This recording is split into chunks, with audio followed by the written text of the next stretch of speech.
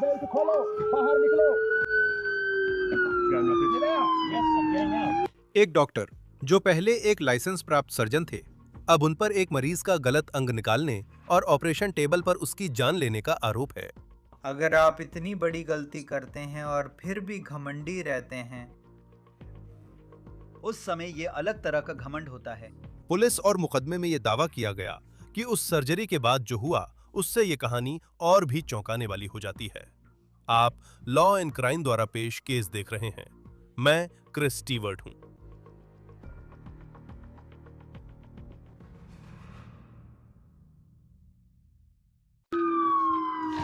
Take your seatbelt off, get out. Get out. Yes, I'm getting out. Which car? I got his ride on. Huh? There's people in the vehicle. I'm giving him a ride.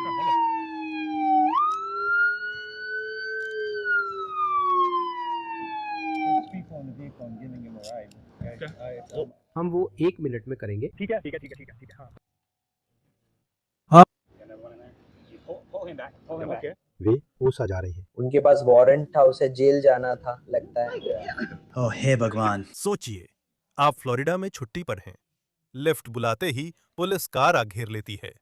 उनके हाथों में बंदूकें हैं और आपको पता चलता है कि आपके ड्राइवर को गिरफ्तार किया जा रहा है और ये एक परेशान करने वाला मामला है। गैर इरादतन हत्या का मामला है और वो एक सर्जन है। इस स्थिति में ड्राइवर थॉमस शेक्नोफ्स्की का नाम था, जिन पर एक मरीज का गलत अंग निकालने का आरोप है और उनकी गिरफ्तारी के लिए एक सक्रिय वारंट जारी था। और पुलिस के अनुसार उन्होंने 70 साल के एक आदमी का लिवर निकाल दिया, जबकि उन्हें उसका तिल्ली निकालनी थी और कथित तौर पर इसी वजह से उस आदमी की ऑपरेशन टेबल पर ही मौत हो गई। लेकिन बात यह है कि वो सर्जरी 2024 में हुई थी। गिरफ्तारी बस कुछ हफ्ते पहले हुई, तो लगभग 2 साल तक ये डॉक्टर ऐप आधारित टैक्सी ड्राइवर बन गया था। वो शायद बाहर था। अब अस्पताल मुश्किल में है, क्योंकि पीड़ित की विधवा 70 वर्षीय विलियम ब्रायन की पत्नी अब अस्पताल पर मुकदमा कर रही हैं। वकील का कहना है कि अस्पताल ने इसे छुपाने की कोशिश की। हमने उनसे बात की थी, आप उनसे अभी थोड़ी देर में सुनेंगे। हमारे पास अस्पताल का बयान है, जिसमें इन आरोपों पर प्रतिक्रिया दी गई है। हम इस पर चर्चा करेंगे, लेकिन सबसे पहले चलिए बात करते हैं कि 13 अप्रैल 2026 को क्या हुआ था, क्योंकि इसी दिन पुलिस ने कार्रवाई की और ये मामला आपराधिक जांच बन गया। अपनी सीट बेल्ट खोलो, बाहर निकलो। Get out. Yes, I'm getting out. Which car? I got his ride on. Huh? There's people in the vehicle. I'm giving him a ride.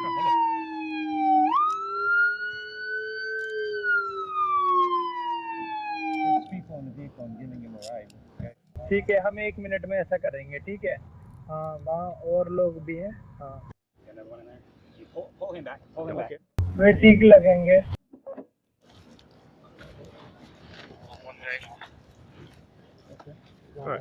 क्या तुम्हारी जेब में कुछ है? मुझे बोलने दो। नहीं सर, कुछ नहीं। ठीक है।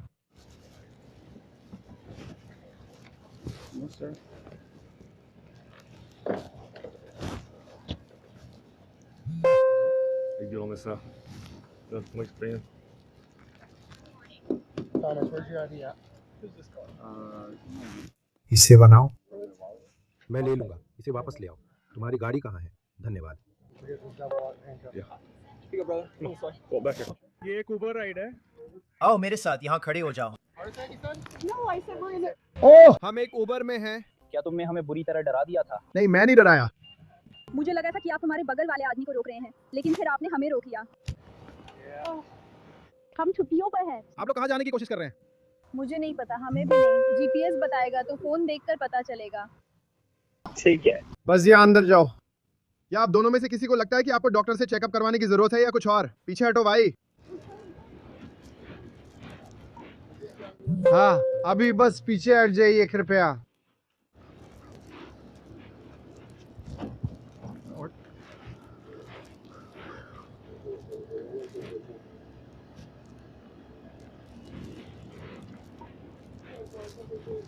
क्या आप मजाक कर रहे हैं?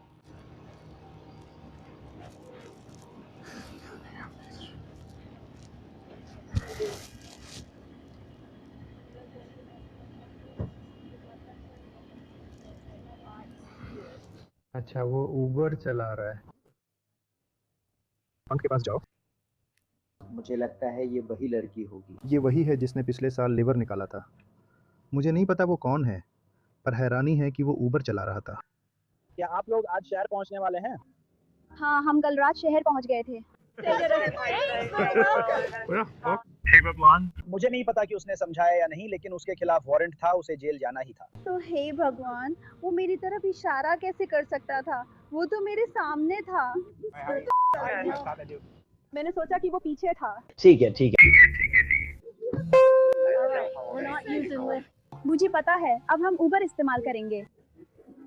इस मामले के पीड़ित 70 वर्षीय Bill Bryan Muscle Shoals Alabama से थे और 2024 में पत्नी बेवर्ली के साथ फ्लोरिडा पैनहैंडल में छुट्टियां मना रहे थे। उसी साल 18 अगस्त को वो इमरजेंसी रूम गए क्योंकि उनकी तबीयत ठीक नहीं लग रही थी। ये Ascension Sacred Heart Emerald Coast में था। उन्हें पेट में दर्द था। उस समय on call surgeon doctor Thomas Shaknovsky थे और बेवर्ली ब्रायन के मुकदमे के अनुसार सर्जरी की सिफारिश भी शेक्नोव्स्की ने ही की थी। वे उनके पति की तिल्ली निकालना चाहते थे, लेकिन इस मुकदमे के अनुसार ब्रायन दंपति हिचकिचा रहे थे और किसी और अस्पताल जाना चाहते थे। उन्होंने सर्जरी से इनकार किया और अल्बामा अपने घर लौटना चाहा, क्योंकि वे सिर्फ छुट्टियों पर थे। मुकदमे के अनुसार शेक्नोव्स्की लगातार दबाव डालते रहे और एक मौके पर उन पर आरोप है कि उन्होंने वाकई में विलियम के पेट पर शारीरिक रूप से दबाव डाला और कहा, उद्धरण, यही वजह है कि आपको सर्जरी करवाने के बारे में अपना मन बदलना चाहिए। आखिरकार उनका कहना है कि उन्होंने हार मान ली। सर्जरी कुछ दिनों बाद 21 अगस्त को दोपहर करीब 4 बजे तय की गई थी। यहीं से कहानी बेहद दुखद और परेशान करने वाली बन जाती है। फ्लोरिडा डिपार्टमेंट ऑफ हेल्थ के इमरजेंसी सस्पेंशन ऑर्डर जो हमारे पास है के मुताबिक ऑपरेटिंग रूम स्टाफ को प्रक्रिया से पहले ही चिंता थी। इन्हें आधिकारिक रूप से स्प्लेनेक्टमी कहा जाता है और ये जटिल होती हैं। रिपोर्ट के अनुसार उस रात बहुत कम स्टाफ काम कर रहा था। मुकदमे में कहा गया है कि स्टाफ अपने चार्ज नर्स के पास गया और कथित तौर पर डॉक्टर को लेकर अपनी चिंता जाहिर की। उद्धरण, उन्हें प्रतिवादी शेचनोव्स्की पर भरोसा नहीं था। वे आशयक में यह प्रक्रिया कराने को लेकर असहज थे क्योंकि वहां यह नियमित रूप से नहीं की जाती थी और उन्हें लगा कि प्रतिवादी शेचनोव्स्की इतनी जटिल प्रक्रिया संभालने के लिए पर्याप्त कुशल नहीं है। मुख्य चिकित्सा अधिकारी डॉक्टर बकानी ने सर्जरी से पहले ये शिकायतें सुनी, लेकिन मुकदमे के अनुसार उन्होंने रोकने के लिए कुछ नहीं किया। शेक्नोव्स्की कथित तौर पर 1 घंटे से भी ज्यादा देर से पहुंचे, जो अगर सच है तो चिंताजनक संकेत है। इसके बाद मरीज को शाम 5:20 बजे ऑपरेशन थिएटर लाया गया। प्रक्रिया कथित रूप से कम चीरे वाली विधि से शुरू हुई, लेकिन शेक्नोव्स्की ने खुली सर्जरी अपनाई और यहीं से सब कुछ बिगड़ गया। गिरफ्तारी हलफनामे, स्वास्थ्य विभाग के आदेश और ऑपरेटिंग रूम के गवाहों के अनुसार शेक्नोव्स्की द्वारा अपनी ऑपरेशन रिपोर्ट में लिखी बातों से गवाहों ने बिल्कुल अलग बयान दिए। सर्जन की रिपोर्ट में कहा गया है कि उन्होंने तिल्ली की पहचान कर अलग किया, फिर तिल्ली की धमनी में एन्यूरिज्म फटने से भारी रक्तस्राव हुआ। फिर वो दावा करते हैं कि उन्होंने तिल्ली को हटा दिया, लेकिन वो बिल ब्रायन की जान बचाने की आखिरी कोशिश में किया गया था। लेकिन गवाहों का कहना है कि असल में कुछ और ही हुआ था। उनका कहना है कि जब पेट खोला गया तो फूला हुआ कोलन बाहर निकल आया, तो यह साफ तौर पर बाधित हो गया था। और उनका कहना है कि शेक्नोव्स्की ने एक रक्तवाहिका पकड़ी और कहा, उद्धरण, यह डरावना है। फिर एक स्टेपलिंग डिवाइस चला दी। इसके बाद मरीज को भारी रक्तस्राव हुआ और हृदय गति रुक गई। फिर स्वास्थ्य विभाग के आदेश के अनुसार शेक्नोव्स्की ने स्टेपलिंग डिवाइस को अंधाधुंध पेट के भीतर चला दिया और जब उन्होंने अंग को बाहर निकाला, और यह सुनकर हैरानी होगी, वह अंग तिल्ली नहीं था। एक स्टाफ सदस्य ने मितली महसूस की क्योंकि उन्होंने मेज पर साफ तौर पर एक जिगर देखा। अब सुनिए, मैं डॉक्टर नहीं हूं, लेकिन इस कहानी को कवर करने के दौरान हमने ये सीखा है कि जिगर और तिल्ली बहुत अलग दिखते हैं, क्योंकि जो अंग मेज पर था उसका वजन 2100 ग्राम से ज्यादा था और जब आप तिल्ली की बात करते हैं तो एक सामान्य तिल्ली 70 से 200 ग्राम के बीच होती है। विलियम बिल ब्रायन को उस रात ठीक 7 बजे से पहले मृत घोषित कर दिया गया था। तो चलिए जानते हैं कि आगे क्या हुआ, और यहीं से यह कहानी एक मेडिकल दुस्वप्न से कुछ और ही बन जाती है। दीवानी मुकदमे के मुताबिक मिस्टर ब्रायन की मौत के बाद अस्पताल कथित तौर पर डैमेज कंट्रोल मोड में आ गया हमारे पास फिर एक बयान है। हम अभी बात करेंगे कि अस्पताल ने क्या कहा, लेकिन मुकदमा आरोप लगाता है कि Ascension Sacred Heart Emerald Coast के सीईओ, मुख्य चिकित्सा अधिकारी डॉक्टर बकानी और मेडिकल स्टाफ के तत्कालीन पूर्व अध्यक्ष, जो शाकनोफ्स्की के बिजनेस पार्टनर भी थे, सभी ऑपरेटिंग रूम स्टाफ के साथ मिले। उनकी कथित तौर पर मुलाकात हुई, उन्होंने कथित तौर पर बातचीत की और फिर मुकदमे के अनुसार, और यह मरीज की तरफ की कहानी है, उन्होंने एक कहानी बना ली। आधिकारिक मृत्यु का कारण तिल्ली की धमनी में एन्यूरिज्म बताया गया, जो सर्जरी के दौरान फटा था, लेकिन मुकदमे के अनुसार यह सही नहीं था। स्वास्थ्य विभाग के आदेश के अनुसार शेखनोव्स्की ने स्टाफ से कहा कि निकाले गए अंग को तिल्ली के रूप में लेबल करें। जिस व्यक्ति ने उसे लेबल किया, उसे पता था कि वह तिल्ली नहीं है, लेकिन उन्होंने वही किया जो कहा गया। शेखनोव्स्की अस्पताल के चैपल में गए। अगर यह सच है तो यह बहुत घिनौना है। उन्होंने बेवरली ब्रायन से मुलाकात की। मुकदमे के मुताबिक उन्होंने बेवरली ब्रायन को बताया कि उनके पति की मौत स्प्लेनिक एन्यूरिज्म से हुई। फिर कथित तौर पर एक नर्स कमरे में थी और किसी ने जिगर का जिक्र नहीं किया। फिर उसी रात एक हाउस सुपरवाइजर कैथलीन मॉन्टैग, जो मुकदमे में प्रतिवादी हैं, मुकदमे के मुताबिक उन्होंने विधवा बेवरली ब्रायन का पार्किंग लॉट तक पीछा किया। वो मिसेस ब्रायन से उस फॉर्म पर हस्ताक्षर करवाना चाहती थीं, जिसमें पोस्टमार्टम से इनकार था। सोचिए, पति की अचानक मौत के कुछ घंटे बाद ही छुट्टियों के दौरान एक नर्स कागजात लेकर मिसेस ब्रायन का उनकी कार तक पीछा करती गई और कथित तौर पर उन्होंने उन पर हस्ताक्षर कर दिए।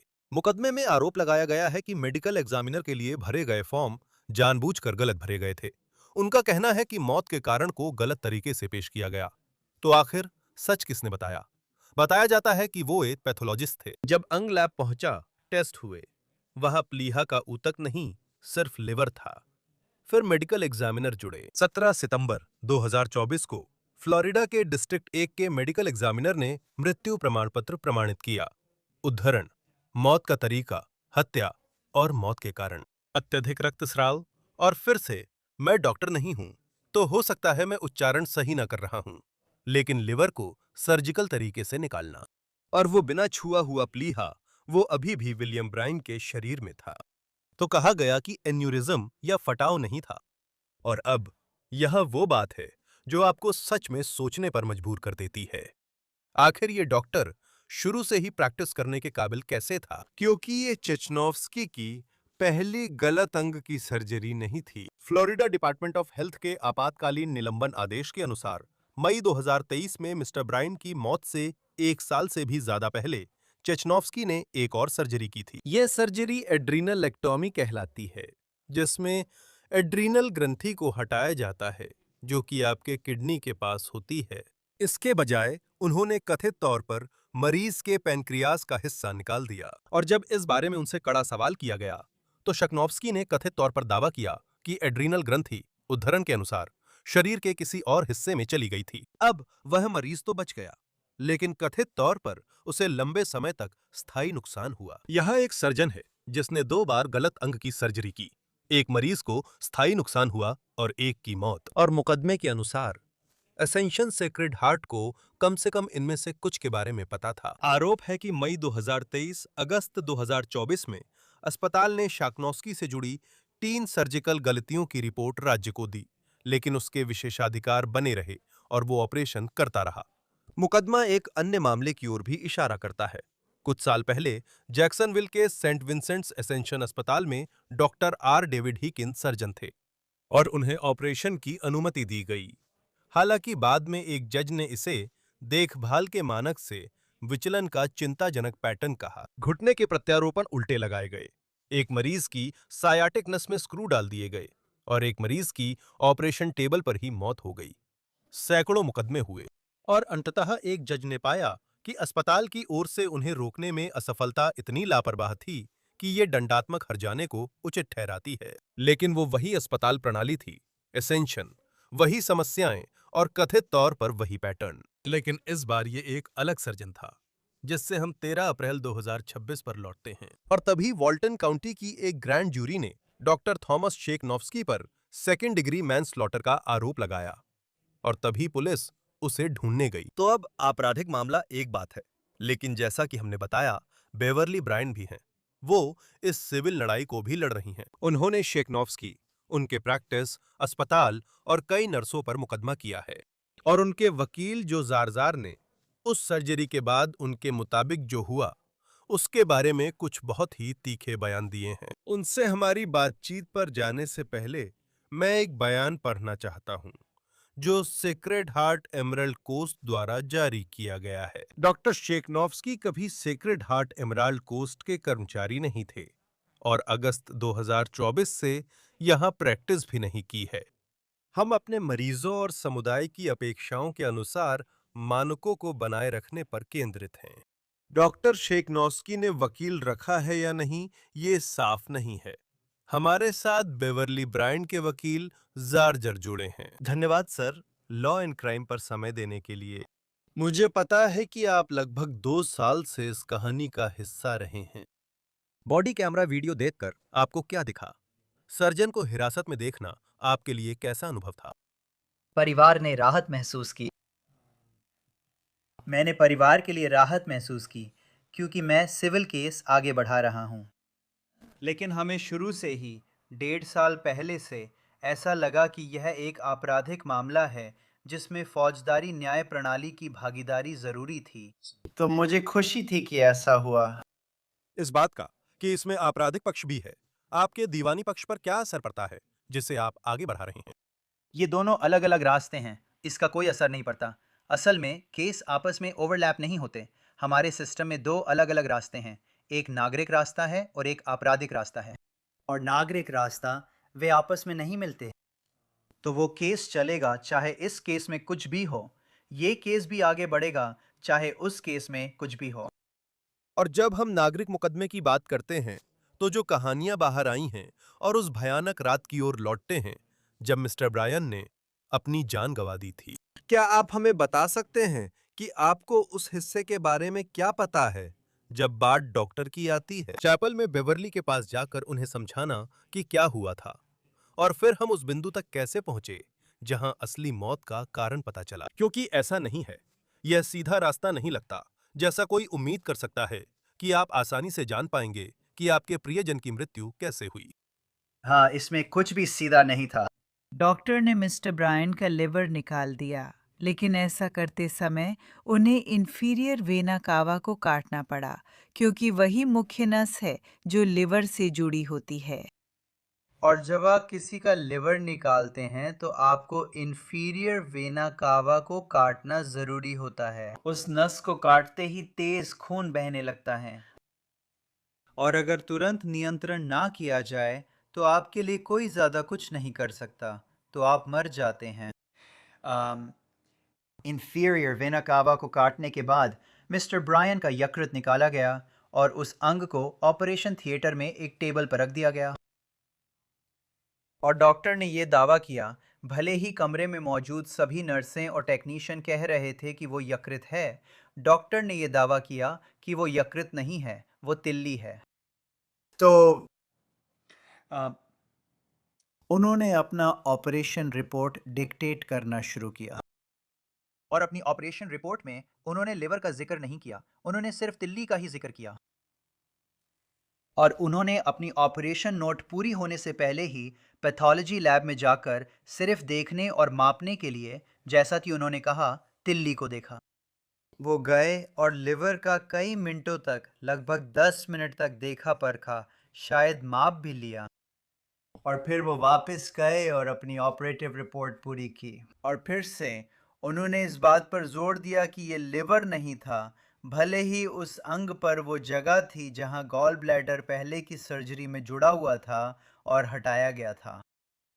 जो कि एक साफ संकेत है अगर आप इससे लिवर को नहीं पहचान पाते। तिल्ली से 3 या 4 गुना बड़ा होना, अलग रंग, शरीर के अलग हिस्से में होना, अलग आकार होना, अलग बनावट। अगर आप सामान्य सर्जन हैं और ये सब नहीं पहचानते तो आप ज़रूर पहचानेंगे कि इसमें पित्ताशय के लिए जुड़ने की जगह था जिसे हटा दिया गया।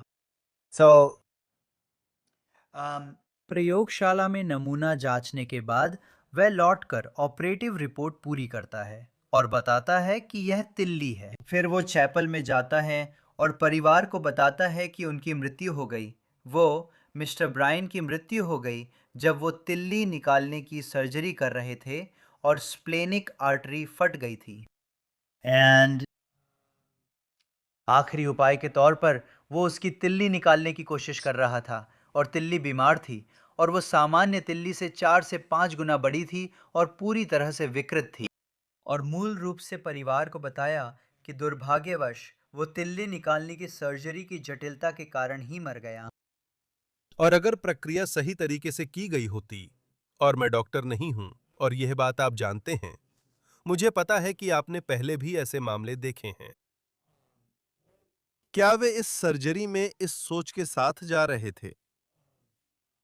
क्या मिस्टर ब्रायन के निधन की संभावना थी? क्या यह एक उच्च जोखिम वाली सर्जरी थी? आप जानते हैं, ये एक वैकल्पिक सर्जरी थी। तो मिस्टर ब्रायन के साथ कुछ भी गंभीर नहीं हो रहा था। डॉक्टर शेगनॉफ्स्की ने गंभीरता जताई, जबकि मेडिकल रिकॉर्ड्स स्थिति को स्थिर दिखाते हैं। तिल्ली निकालने की सर्जरियां आमतौर पर ट्रॉमा या कार दुर्घटनाओं के कारण होती हैं। लोगों की तिल्ली निकालने की सर्जरी इसलिए करनी पड़ती है क्योंकि उनकी तिल्ली फट जाती है, या ट्रॉमा में स्प्लीन को चोट लग जाती है क्योंकि स्प्लीन वहीं स्थित होता है जहां कभी-कभी सीट बेल्ट का असर पड़ता है।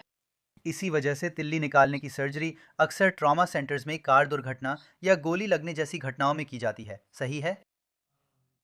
इसलिए इन्हें शायद ही कभी वैकल्पिक प्रक्रिया में किया जाता है।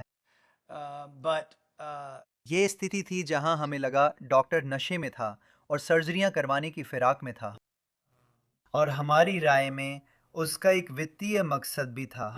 और इसी वजह से उसने ऐसा जताया जैसे मिस्टर ब्रायन अस्पताल से तब तक नहीं जा सकते जब तक यह सर्जरी ना हो जाए।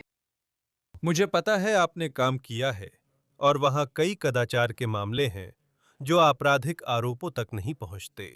मुझे यकीन है कि आपने अपने करियर में मेडिकल लापरवाही के बहुत से मामले संभाले होंगे, लेकिन आपके लिए इसमें क्या खास है? और मुझे समझ में आया कि नवंबर में उनके साथ आपकी लंबी डिपोजिशन हुई थी। मेरा मतलब है डॉक्टर शबनौस्की के बारे में, और जिस तरह से उन्होंने कथित तौर पर यह सब किया, सर्जरी से पहले, सर्जरी के बाद और आगे भी, उसमें आपके लिए क्या खास है उन बहुत सारे दूसरे डॉक्टरों की तुलना में जो ऐसी स्थिति में हो सकते हैं जहां ऑपरेशन टेबल पर कोई गलती हो गई हो? उनमें और डॉक्टर शबनौफ्स्की में क्या फर्क है? ये घमंड बहुत अलग स्तर का है। अब और मैं आलोचना नहीं कर रहा हूँ, लेकिन बहुत सारे लोग घमंडी होते हैं अगर वे अपने काम में अच्छे हैं, ठीक है? लेकिन अगर आप इतनी बड़ी गलती करते हैं और आप फिर भी घमंडी हैं, उस वक्त ये अलग घमंड होता है। ये साइकोपैथिक स्तर का घमंड है। आप जानते हैं, इस तरह के इंसान के पास इस समय जो घमंड होता है उसमें कुछ भी सामान्य नहीं होता। वो अब भी सोचता है कि वो एक हीरो था। ये डॉक्टर अब भी मानता है कि वो इस सर्जरी में एक हीरो था और उसने अपनी तरफ से सबसे अच्छा किया। वो बस मिस्टर ब्रायन की जान बचाने की कोशिश कर रहा था, भले ही इस पूरे मामले के सारे गंभीर पहलू उसी ने मिस्टर ब्रायन के लिए पैदा किए थे। वो अब भी यही मानता है। तो अगर एक बात सबसे अलग है तो वो ये है कि मैं शायद, और उम्मीद है कि कभी भी इतना गंभीर मामला फिर से नहीं लूँगा।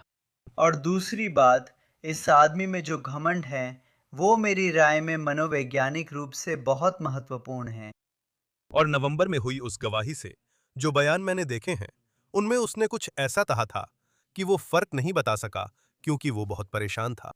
और जब मैं एक सर्जन के बारे में सोचता हूं तो ऐसा लगता है, और भले ही मेरी कोई बड़ी सर्जरी नहीं हुई है, लेकिन दिमाग में यही छवि बनती है कि ये वो इंसान है जो दबाव में भी शांत रहता है, जैसे फाइटर पायलट की तरह, एकदम सटीक।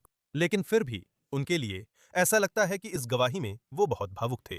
तो ये जो कहानी वो बता रहे हैं, उसमें इसका क्या असर पड़ा है? ये दिलचस्प है। उनकी गवाही के वक्त हमें पैथोलॉजी लैब जाने की जानकारी नहीं थी क्योंकि वो लोग छुपा रहे थे। लेकिन अगर मुझे पता होता कि सब कुछ शांत होने के बाद, जब सारा दबाव खत्म हो गया था, जब मिस्टर ब्रायन को मरे हुए लगभग 1 घंटा हो चुका था, तब उन्होंने अकेले पैथोलॉजी लैब में जाकर उस अंग के साथ 10 मिनट बिताए और उसे अच्छे से देखा। ठीक है, नवंबर में गवाही लेते वक्त हमें ये पता नहीं था। और अगर मुझे ये पता होता तो मैं ज़रूर वो ऐसा नहीं करता। वो किसी और तरीके से झूठ बोलता। ये झूठ है। तब भी वो कुछ और बातें बना लेता, मुझे पूरा यकीन है। आपके सवाल के जवाब में मैंने ये संभाला कि उसने कहा वो उलझन में था, ऑपरेशन थिएटर में दबाव था और उसने अंग नहीं पहचाना। असल में वो झूठ है, मैं तो यही कहूँगा। और मुझे और भी लगता है कि ये झूठ है क्योंकि उसने ये बात नहीं बताई कि जब सब कुछ शांत हो गया था तब वो पैथोलॉजी लैब गया और फिर उस अंग को करीब 10 मिनट तक देखा। तो ये एक झूठ के ऊपर दूसरा झूठ, फिर उसके ऊपर और झूठ हैं। ऐसे लोग यही करते हैं। हाँ, अब क्या होगा? मुझे पता है, सिविल मामला लंबे समय से चल रहा है। तो अगला कदम क्या है? इस वक्त आप किस चरण में हैं? हम कोर्ट से दंडात्मक हर्जाने की मांग करेंगे। हम उनकी टीम को भी इसमें शामिल करेंगे क्योंकि हमें लगता है कि उनके सहयोगी डॉक्टर रूबी और डॉक्टर हेनी इस आदमी की अयोग्यता के बारे में ज़्यादा जानते थे और फिर भी उन्होंने उसे आम जनता पर ऑपरेशन करने दिया। इस तथ्य के बावजूद कि हमें लगता है कि दोनों की जिम्मेदारी थी कि वे नागरिकों और मरीजों को इस आदमी से बचाएं। तो हम जेनेसिस केयर की जांच करने वाले हैं और इसके लिए उनकी जिम्मेदारी है। उनके साझेदारों ने, हमें लगता है, कुछ हद तक जिम्मेदारी साझा की थी। मैं साझेदार कह रहा हूँ, वे उनके सहयोगी हैं। वे 2 सर्जन जो उनके साथ काम करते थे। दिलचस्प बात यह है कि उन्होंने उनके एक साझेदार जो उम्र में बड़े थे से पूछा। जब मिस्टर ब्रायन के बारे में लिवर वाली बातें सामने आईं, तब फ्लोरिडा की सरकारी agency agency for health care administration, जो अस्पतालों की निगरानी करती है, ने उनसे पूछा। उन्होंने एक सहयोगी से पूछा, जब आपके साथी ने तिल्ली की जगह लिवर निकाल दिया और किसी की जान ले ली तो आपकी प्रतिक्रिया क्या थी? बिल्कुल सामान्य प्रतिक्रिया यही होगी कि हम हैरान हैं, हम परिवार के लिए दुखी हैं। मैं बर्दाश्त नहीं कर सकता कि ऐसा हुआ। मुझे अफसोस है कि यह किसी भी संगठन के साथ हुआ जिससे मैं जुड़ा हूँ। अब उसे मेरे साथ या किसी और के साथ चिकित्सा नहीं करनी चाहिए।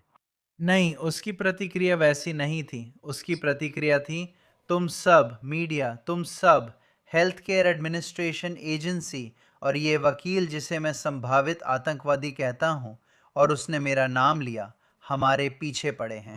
और इसका नतीजा बस ये हो रहा है कि अच्छे डॉक्टर जैसे डॉक्टर शैगनोव्स्की भाग रहे हैं।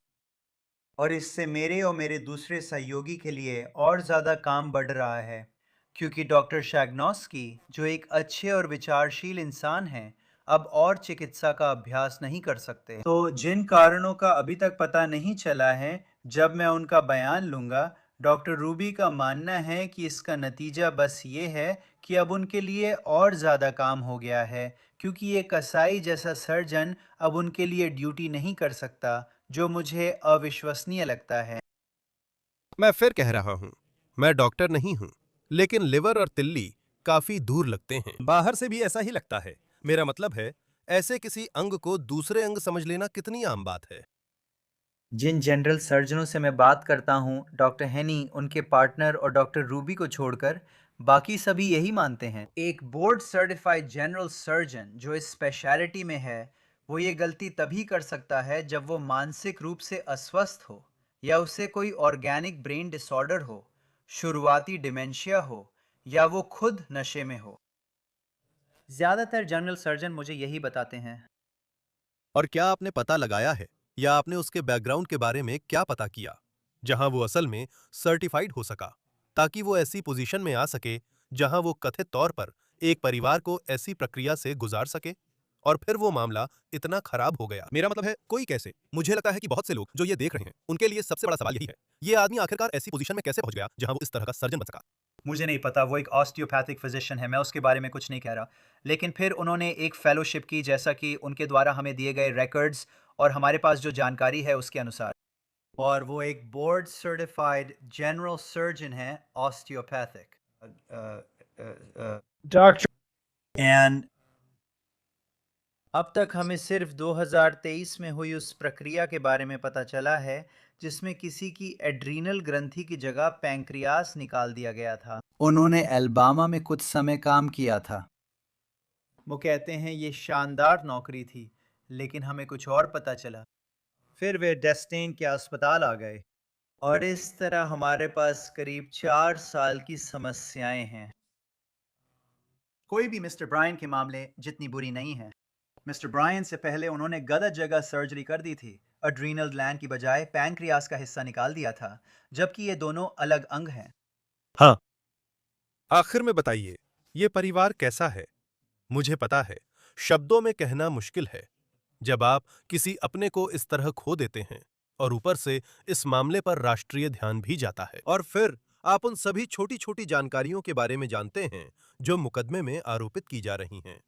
बेवरली और बाकी परिवार इस पूरे मामले से जुड़ी हर चीज को कैसे संभाल रहे हैं? मिस ब्रायन को राहत मिली है। आखिरी बार जब मैंने उनसे शुक्रवार को बात की थी, तो वो इस बात से राहत महसूस कर रही थी कि आखिरकार आपराधिक मामला अब अपने अंजाम तक पहुंच रहा है ना? वो बहुत चिंतित थीं कि वो इससे बच निकलेगा, क्योंकि सिविल सिस्टम इन्हें बिजनेस से हटाने के लिए बना नहीं है। मुझे यह कहते हुए बुरा लग रहा है। मुझे स्वीकारने में बुरा लगता है कि हमारी सीमाएं हैं, लेकिन बीमा कंपनियां डॉक्टरों की मदद करती हैं, है ना? और सिविल केसों की वजह से बीमा लेना और भी मुश्किल हो सकता है ना? इससे बीमा कंपनियों को सच में बहुत नुकसान हो सकता है।